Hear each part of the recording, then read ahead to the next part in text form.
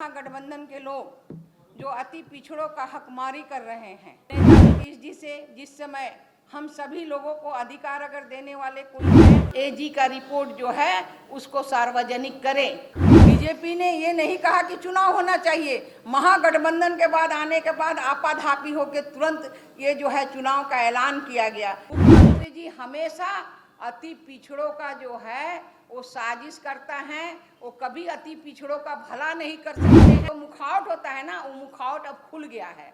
मुख्यमंत्री नीतीश कुमार का मुखौटा सामने आ गया है। अति पिछड़ा के विरोधी हैं। महागठबंधन जो है वो अति पिछड़ा का विरोधी है। नगर निकाय चुनाव की घोषणा आफादफी में हुई है। जिस तरीके से सुप्रीम कोर्ट में मामला था तो इसे चुनाव कराना ही नहीं चाहिए था। हाईकोर्ट ने इसके लिए रोक लगा दी है, जिसको लेकर रेणु देवी ने जमकर नीतीश कुमार पर हमला बोला।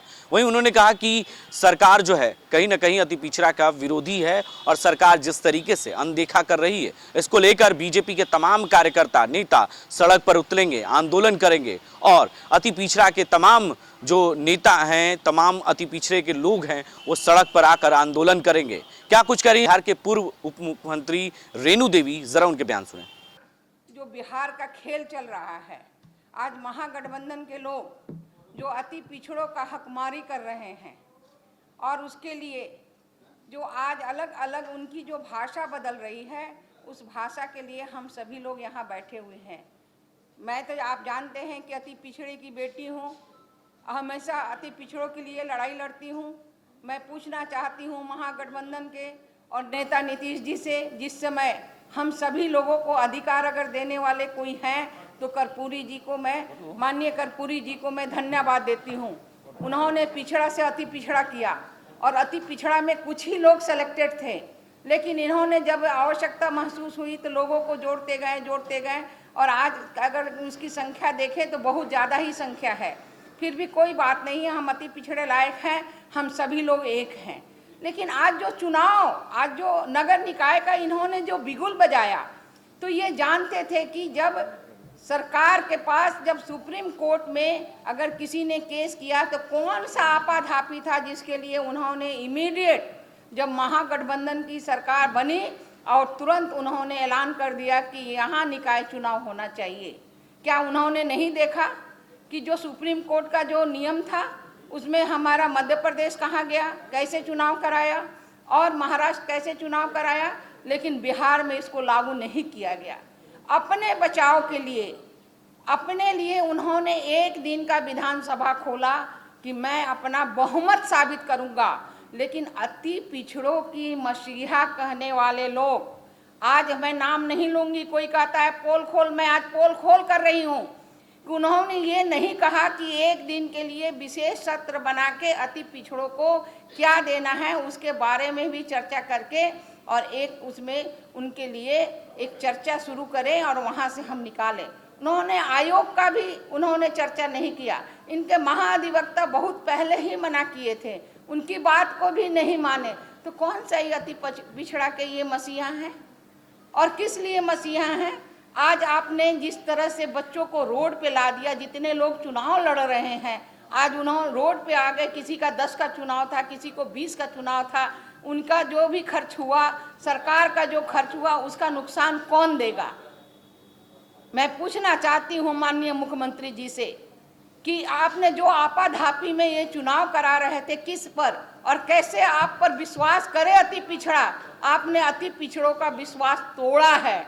और अब मैं आपसे कहना चाहती हूँ कि आपके जो लोग कहते हैं कि पोल खोल, मैं पोल खोल करना चाहती हूँ कि आप एजी का रिपोर्ट जो है उसको सार्वजनिक करें, आयोग बनाकर उसका करें, आयोग का रिपोर्ट सार्वजनिक करें और गणना करें कि हमारे जो अति पिछड़ा कितने हैं और हमारा कितना हक अधिकार बनता है।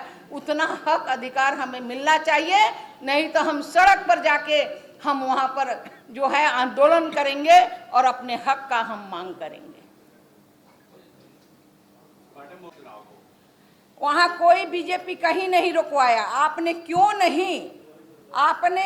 नहीं मुझे साबित करे कि आपने क्यों नहीं एजी का रिपोर्ट आप दिखाइए, आप निर्वाचन का आयोग दिखाइए कि निर्वाचन में आपने किस तरह से सार्वजनिक कीजिए, आप आयोग पत्र को सार्वजनिक कीजिए।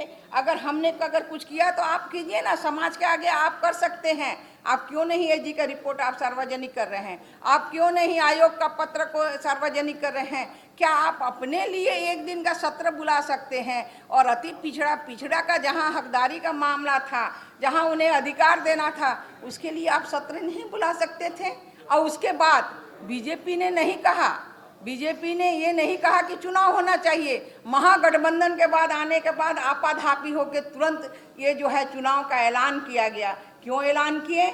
आप पूरा ठोक ठटा के देखते कि अगर हम अति पिछड़े के अगर हम उसके हकदार हैं, उसका हम अगर अनुयायी हैं, तो उनको हम जरूर अधिकार देंगे। लेकिन यहाँ कोई अधिकार नहीं, अधिकार जो मिल भी रहा उसे छीना जा रहा है। इसलिए हम सभी लोग भाजपा के एक एक कार्यकर्ता हम लोग रोड पे आएंगे और हमारे अति पिछड़ा के लोग चाहे किसी भी दल में हैं, सब रोड पे आएंगे और अपना हक का अधिकार का हम आगे आंदोलन चलाएंगे। जब आप लोग सरकार में थे तो महागठबंधन से पहले जब सरकार में थे उस समय आप पहले उसमें हमने देखिए, इसमें उसकी मजबूरी हम नहीं जानते। मुख्यमंत्री जी हमेशा अति पिछड़ों का जो है वो साजिश करता है।